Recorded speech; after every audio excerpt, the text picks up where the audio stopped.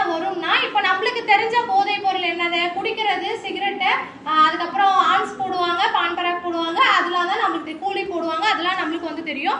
அது இல்லாம அந்த போதைகள் இல்லாம நம்ம வந்து உமன்ஸ் வந்து எதுல போதை அடிக்ட் ஆயிருப்போம்னா, மொபைல் போன் யூஸ் பண்ணுவோமா, கரெக்டா? மொபைல் போன் அதிகமா யூஸ் பண்ணுவோம். அப்படியே இருந்தாலும் ஃபாஸ்ட் ஃபுட் அதிகமா எடுத்துப்போமா, அது இல்லாம வந்து போதை பொருள்ல தான் வருது.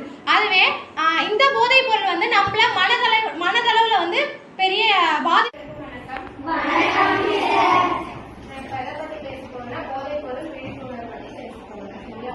போதை பொருள் வந்து இன்னைக்கு கடைபிடிக்கிறாங்கன்னா ஜூன் 26 வந்து போதை பொருள் விழிப்புணர்ச்சி நாளை வந்து கடைபிடிக்கிறாங்க. சரியா? போதை பொருள் உங்களுக்கு தெரியுமா?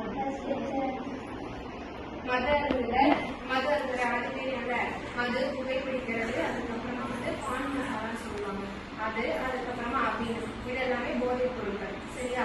இந்த போதைப் பொருட்கள்னால நமக்கு என்னென்ன விளைவுகள்லாம் வரும்ன்றது நான் சொல்றேன். போதைப் பொருட்கள் நம்ம போதைப் பொருட்கள் யூஸ் பண்ணோம்னா மூளையை வந்து பாதிக்கும். மூளையில இருக்க செல்கள், நரம்புகள் எல்லாத்தையும் வந்து முதல்ல பாதிக்கும். அதுக்கப்புறம் என்ன ஆகும்னா நம்மளுக்கு வந்து மன அழுத்தம் வந்து அதிகமா இருக்கும். அதுக்கப்புறமா வந்து நம்மளுக்கு வந்து நம்ம உடம்புல இருக்க ஒரு உறுப்புகளா வந்து செயல்பட முடியும். ஏன்னா நச்சுக்கிருமி வந்து நம்ம மது அருந்தால நச்சுக்கிருமி நம்ம உடம்புல நிறைய அதிகமாயிட்டு ஒவ்வொரு உறுப்புகளா வந்து செயல்பட முடியும். என்னென்ன உறுப்புகள்லாம் சொல்லணும்னா கிட்னி, அதுக்கப்புறம் ஹார்ட், எல்லா உறுப்புகளுமே செயல்படும். கொஞ்சம் கொஞ்சமா செயல்பட இருக்கும். லாஸ்டா வந்து கல்லீரல் வந்து செயல்பட இருக்கும். சரி, கல்லீரல் தான் தெரியுமா? கல்லீரல் வந்து செயல்பட இருக்கும். கல்லீரல் செயல்பட இருந்துச்சுன்னா நம்மளால எதுவுமே பண்ண முடியாது. நம்ம கிட்னியை வந்து சைடில் இருந்துச்சுன்னா கிட்னி வாங்கிக்கலாம். ஹார்ட் வந்து சைடில் இருந்துச்சுன்னா ஹார்ட் ஆப்ரேஷன் பண்ணி கூட நம்ம எல்லாம் வந்து பண்ணிக்கலாம். ஆனால் கல்லீரல் சைடில் இருந்துச்சுன்னா கல்லீரலை வந்து நம்ம வாங்கி வச்சுக்கவும் முடியாது, எதுவுமே பண்ண முடியாது. நம்மளுக்கு உடல்ல ரொம்ப முக்கியமானது கல்லீரல் தான். அது சைடில் இருந்துச்சுன்னா நம்மளால எதுவும் பண்ணணும். மது இருந்ததுன்னா நம்மளுக்கு வந்து கல்லீரல் வந்து ரொம்ப செயல்படணும், ஃபுல்லாமே செயல்படும். கல்லீரல் வந்து நம்மளுக்கு செயல்படணும். சரியா? இதனால வந்து நம்ம எப்படி இப்போ போதைப் பொருள்ல ஒருத்தவங்க அடிக்ட் ஆயிட்டாங்க, போதைப் பொருள் அடிக்ட் ஆனா அவங்க எப்படி நம்ம மீண்டெடுக்கணும்னா அவங்க மனசா வந்து அவங்க திருந்தினா மட்டும்தான் வந்து அவங்க வந்து மீண்டெடுக்க முடியும். அப்படி இல்லைன்னா மறுவாழ்வு மையங்கள், போதைப் பொருளுக்கு அடிக்ட் ஆனவங்க மறுவாழ்வு மையங்கள்லாம் இருக்கு. அங்க போய் சேர்த்து அவங்க வந்து கொஞ்சம் சில மெடிசன் தான் கொடுப்பாங்க. அப்படி வந்து நம்ம வந்து அவங்கள வந்து வெளியே கொண்டு வரலாம். மதுக்கு வருது இல்ல போதைய வேற அதெல்லாம் கூட யூஸ் பண்ணலாம். அதுல இருந்து நம்ம வந்து கொஞ்சம் கொஞ்சமா அவங்களை வந்து கொடுத்துடலாம். இப்ப வந்து அதை பார்த்தீங்கன்னா ஒரு டிராமா, சின்ன டிராமா வந்து நாங்க நடத்துறோம். பாக்குறீங்களா? பொருளை எப்படி வந்து இவங்க அடிக்ட் ஆயிருக்காங்கிறத இப்ப நம்ம சின்ன டிராமா மூலியமா நடத்திட்டு. அபி எழுதுற ஸ்கூல் கிழமை ஸ்கூலுக்கு போனா ஸ்கூல் போன எழுதுற இன்னைக்கு திங்கக்கிழமை எழுதுற ஸ்கூல் திங்கக்கிழமை இன்னைக்கு சாப்பிட்டு போவே ஸ்கூலுக்கு சாப்பாடு குடு அப்படி ஏன் இவ்வளவு சாப்பிடுற? பஸ் எடுக்குமா? பஸ் எடுத்தா சாப்பிடாம என்ன பண்ணுவாங்க? இந்த லஞ்ச் பேக் எடு. அப்படி ஏன் உங்க கை வந்துருது? என்னாச்சு உனக்கு? தெரியலம்மா.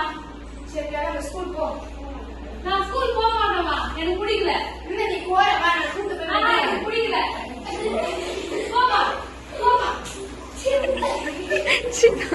போதைப் பொருளை பாதிக்கப்பட்டவங்க இப்படிதான் இருக்காங்க. அவங்களுடைய மனநிலை வந்து இப்படிதான் இருக்கும். அவங்க வந்து ரொம்ப பாதிக்கப்பட்டனா வன்முறை செயலாம் ஈடுபடுவாங்க.